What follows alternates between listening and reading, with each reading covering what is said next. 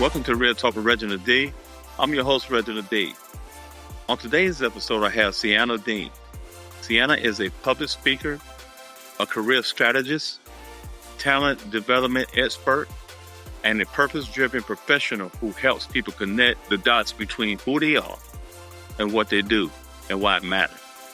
Welcome to the show, Sienna. Thank you so much for having me. I've been looking forward to this conversation. I hope I can be an asset to your audience. Absolutely, and thank you so much.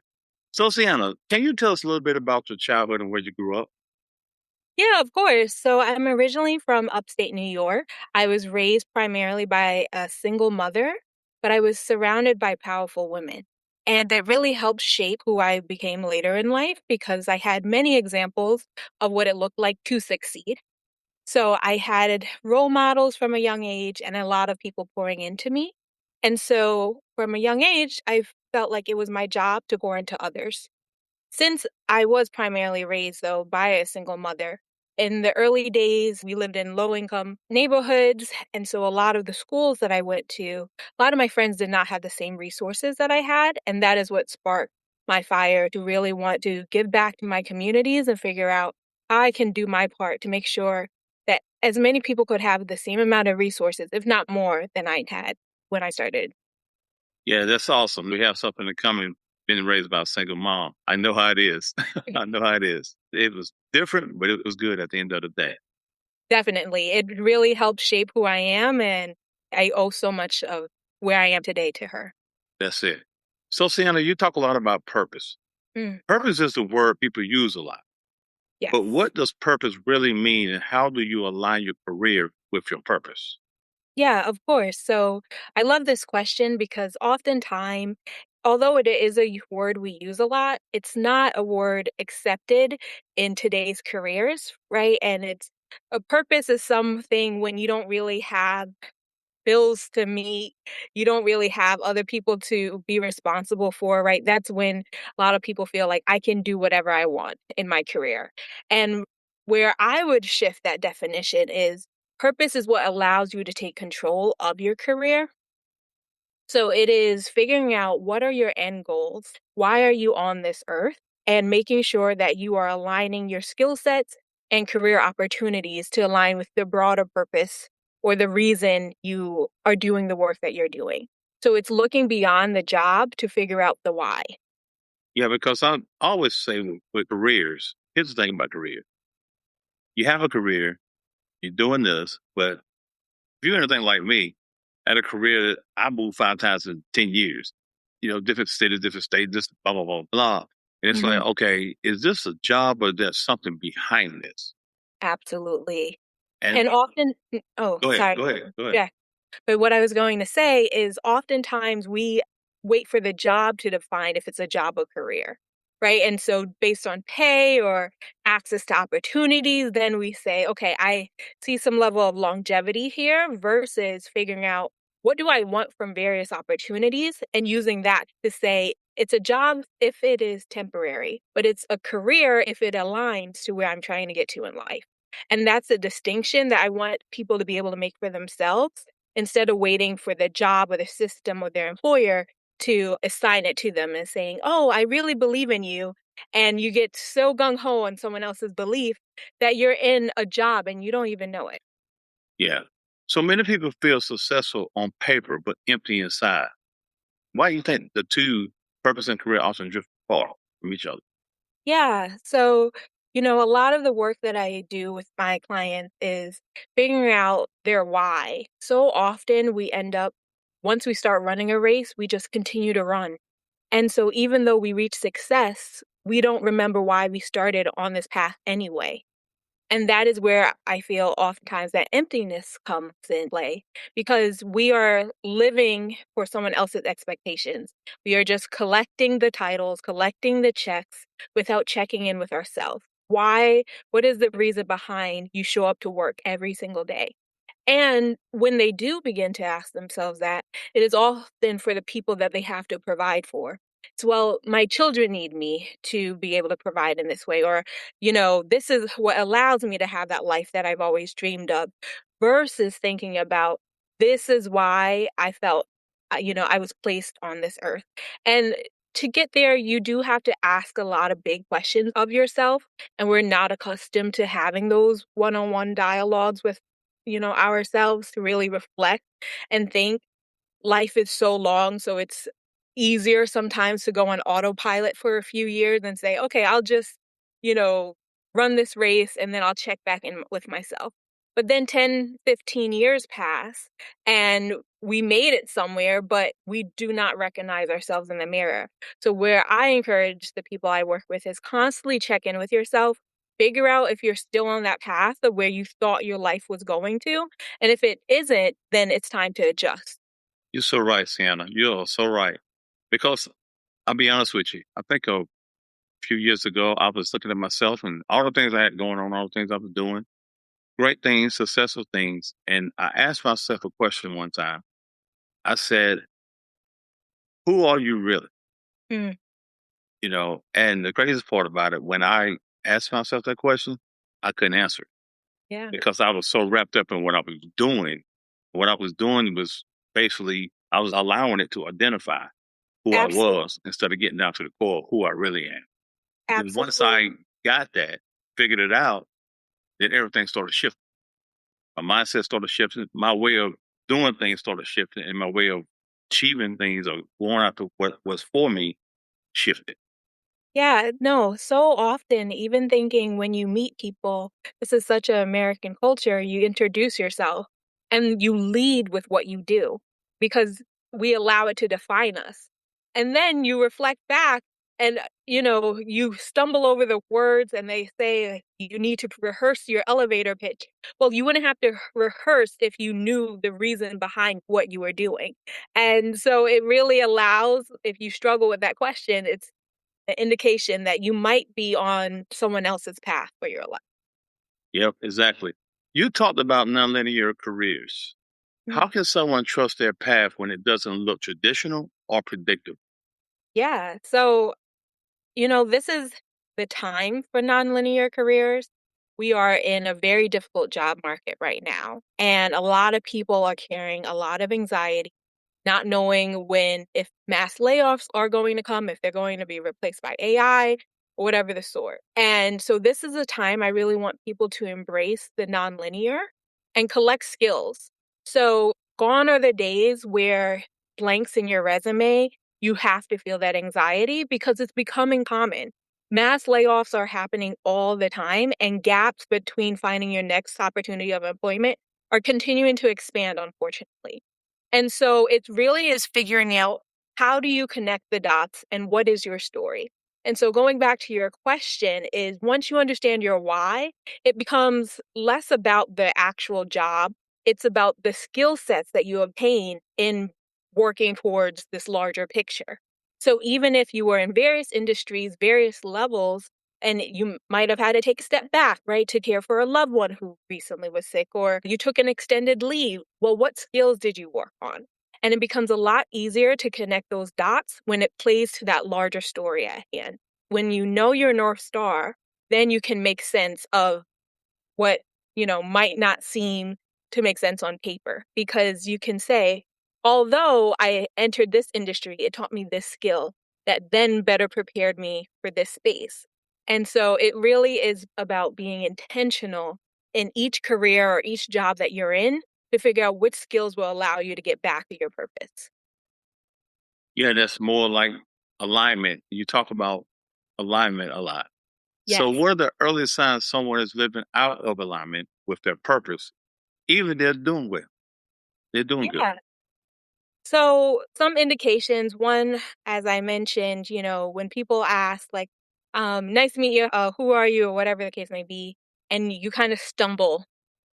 And if even when you answer the question, it feels uncomfortable. So that might be an early indication, like, that didn't feel like who I am, but that's still my answer. Pay attention to that. Or if by the end of the day or end of the week, you are constantly feeling drained, right? Oftentimes when growing up, you would hear a job is just a paycheck and you really find fulfillment in things outside of your job. Well, we spend way too much time at work for that to be the case. So, at the end of the day, yes, it is a job, so you will never love every single thing that you do, but you should love the majority of the things that you do or the majority of the things that you're responsible for, right? So if you are going weeks or months and you are just constantly feeling depleted, you need to start taking note of what is depleting your energy.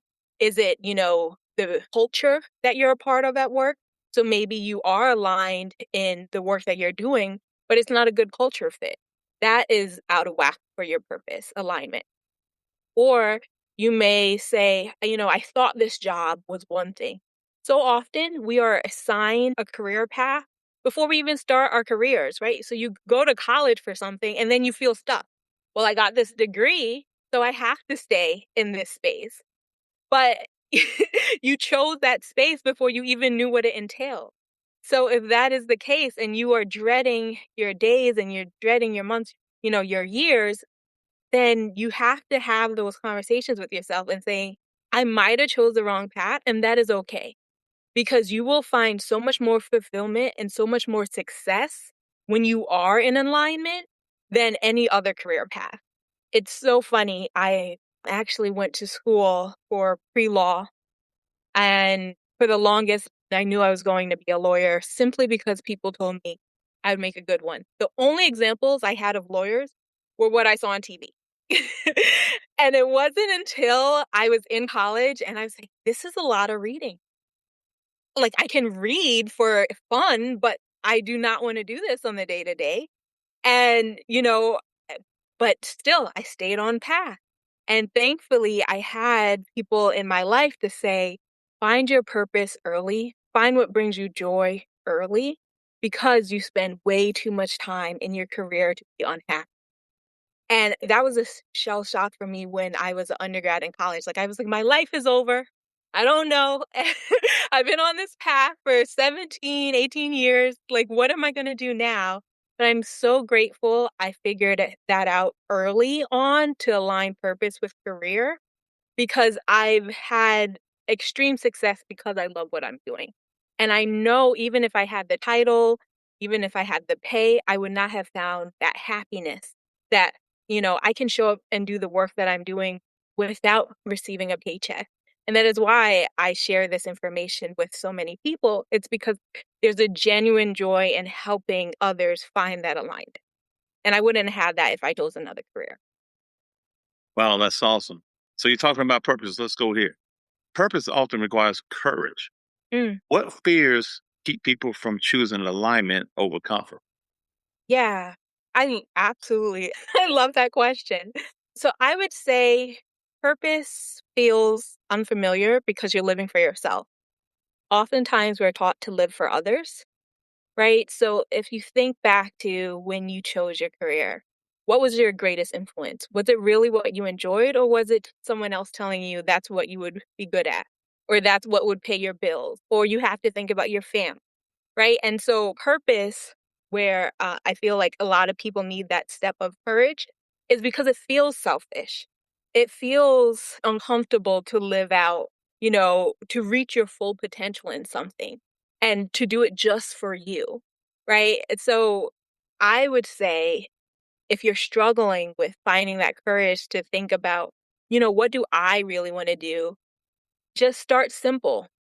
What brings me joy? How do you add and not just joy in the sense of, I love ice cream.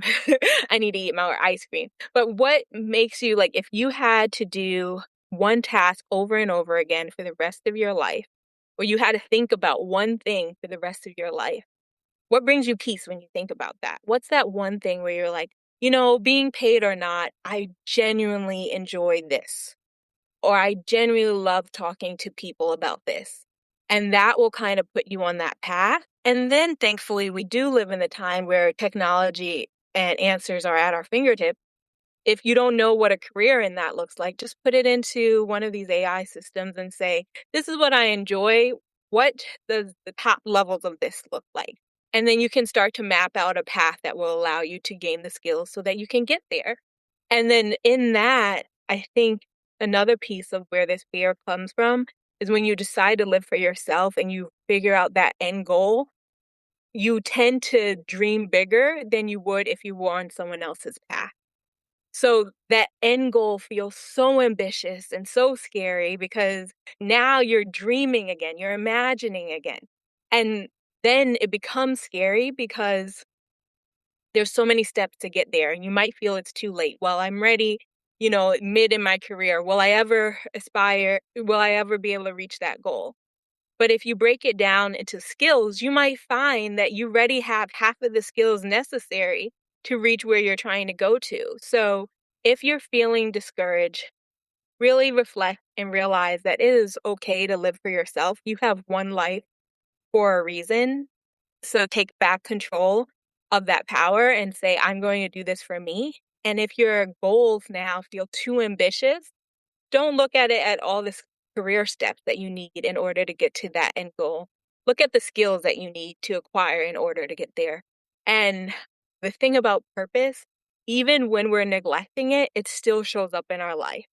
And so a lot of the people I work with, when they realize what they are meant to do, they're like, wow, I've actually been secretly pulling myself in that direction for the last 10 years and I didn't even realize. And so when that happens and they realize, like, I have half of the skills necessary in order to get there, this isn't so scary because I've already been on that path. I just didn't know what to call it. So that would be my advice. So you work with professionals navigating transitions. Yes. How do you rebuild confidence when someone feels lost or behind? Yeah. So confidence is a journey. And what I have them start with is taking small steps. So if they feel lost or behind in their career, I would say map out all the things you feel behind in. And then what is one thing that you can cross off your list? So, for example, if you are an independent contributor and you really want to start to manage teams, okay, what is one thing you can do to start managing people in your life? It doesn't necessarily have to be, in your position.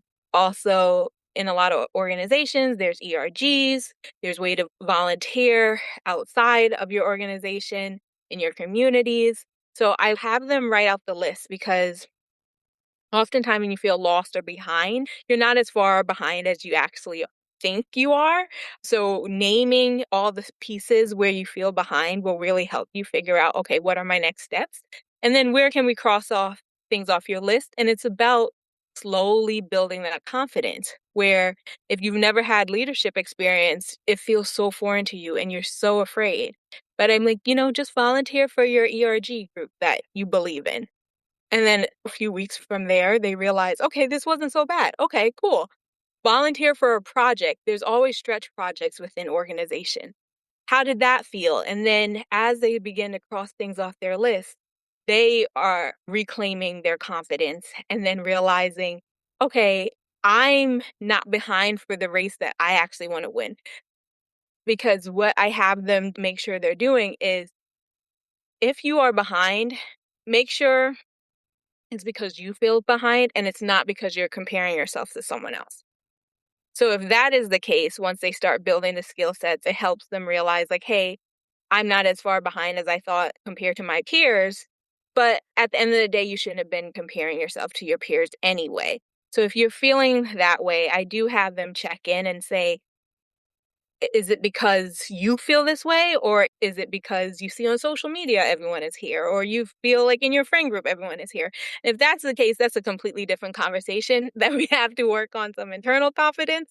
But if it is because you feel that way, then we can take tactical steps in order to help you build that confidence over time. So let me ask you this, Sienna. How do people discern whether it's time to pivot, pause, or push through a difficult season? Great question. So the way I have them look at this is in two different buckets. One is how many people are you responsible for? If you are the primary provider in your household, then you have to look at it a lot differently because I am still about accountability, right? And you don't want to blow up your entire life if it blows up five other people's lives. But if you are only responsible for yourself, then figure out is pushing through that difficult moment, will it bring you closer to your overall goal?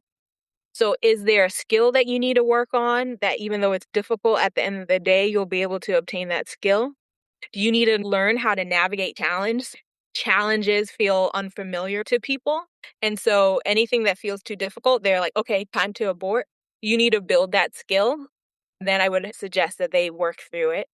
But if they don't, and they're like, I'm comfortable with challenge, but really this problem does not align to where I'm trying to get to, then it is okay to pivot. I tell myself all the time, not every problem is meant for me, right? And people will constantly put their problems on your plate. And I'm like, actually, I'm full. So that is perfectly fine to say, hey, I appreciate you feeling that I have the skills necessary to help us solve this problem, but I'm actually going to focus in this space. And so if that's the case, feel confident stepping away from that problem, pivoting. And if the organization or the job itself is the problem, it is also okay to pivot to something else. But if that is the situation, I would have them test the waters. So often we find where we are, it's not working, and we completely abandon ship. And we're like, I quit. I only have to provide for myself. It's fine. I'll figure out the next thing. They find the next thing and they are equally unhappy. So, what I would say is take a deep breath, learn how to deprioritize things at the job that is stressful, that aren't important, to provide extra mental space to figure out where else you can invest your skills. So, if you have a job that you hate, that you find extremely problematic, streamline where you can. So, to give yourself some extra free time, and then you invest that time in whatever you think would come next. So if you are, I don't know, in banking, you want to jump into marketing, find if there's opportunities within your organization currently to start practicing those skill sets.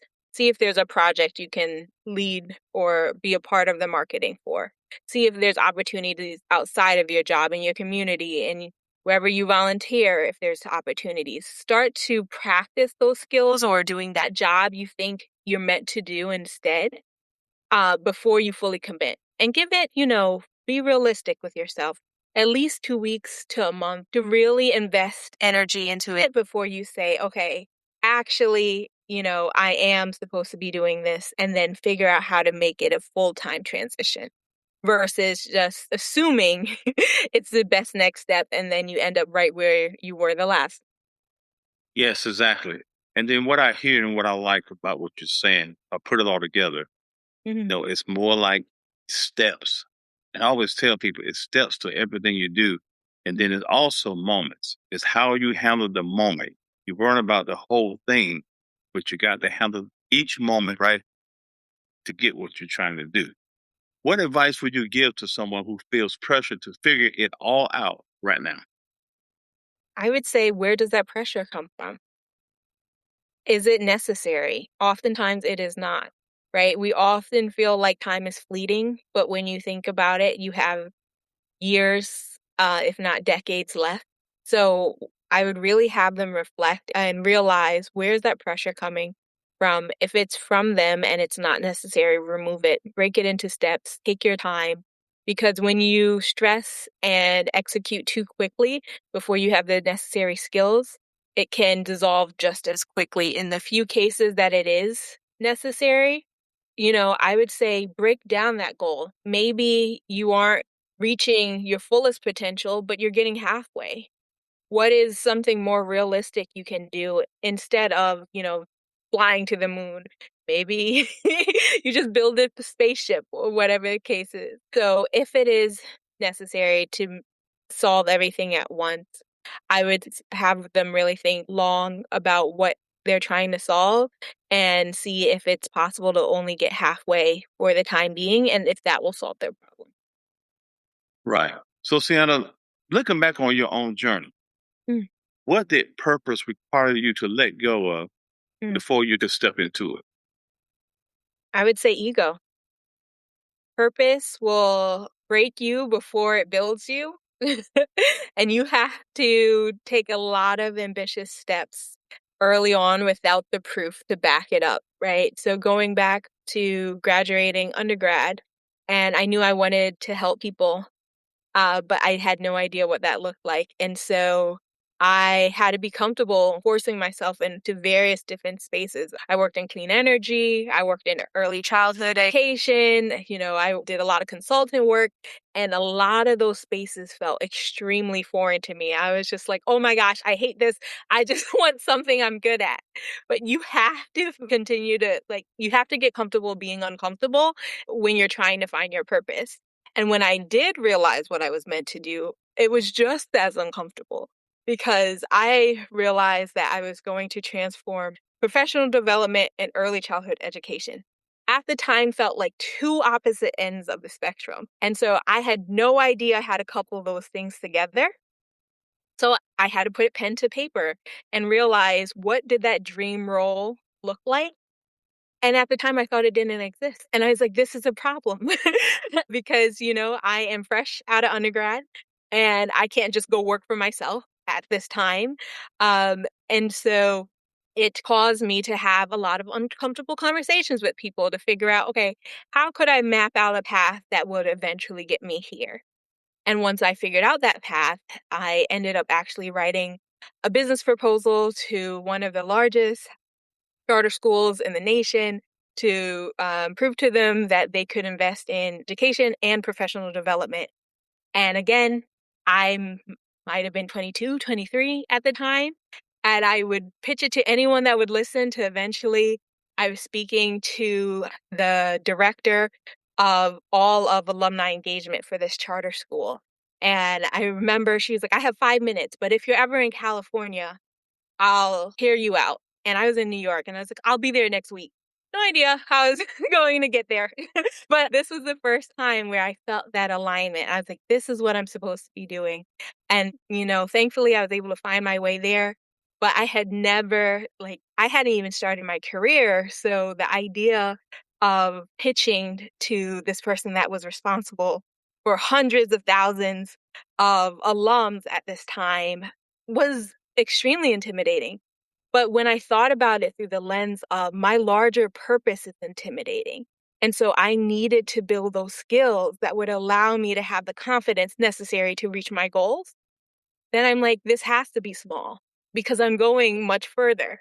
And that is what gave me the confidence to have that conversation. And they actually brought me on as the youngest consultant ever for their organization to help them map out how they could invest in their alums post undergrad at the time. So, Wow. Wow, that's amazing. I mean, I was telling somebody the other day that was going through something, and I was like, it was looking at the world like the world is so big mm, and it's so competitive and mm, intimidating. And I was like, no, I said, actually, the world is small.